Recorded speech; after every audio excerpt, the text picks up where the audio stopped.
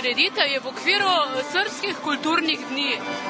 Kaj pravzaprav pripravlja Srbsko kulturno društvo? Koliko članov ima in kako živi v Mariboru? To danes večer zabavo prireja Internacionalno kulturno društvo Štajerska skupnost iz Maribora, društvo, ki povezuje pozitivne ljudi iz avstrijske Štajerske in slovenske Štajerske. To je od Celja pa do Graca. Kaj se danes dogaja in sploh kaj se dogajalo do zdaj v srpskih kulturnih dnevov?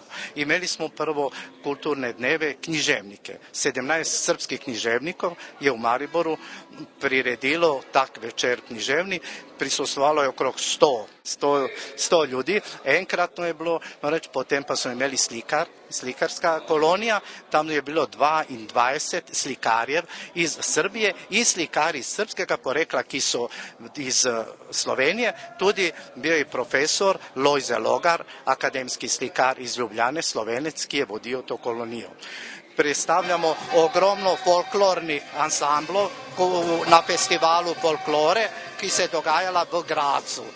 To se pravi, 10 takih projektov so imeli to leto in zdaj januarja končamo.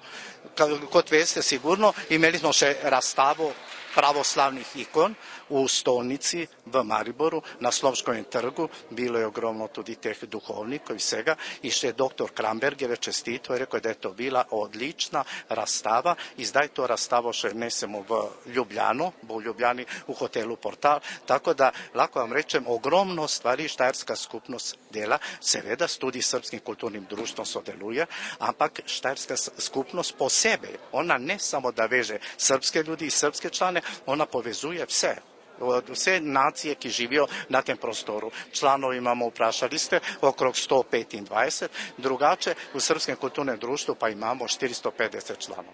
Ovce čuva, pesme pjeva, joj Maro, samo malo, joj Maro, samo malo, sade nama. Kakšni so načrti za letos?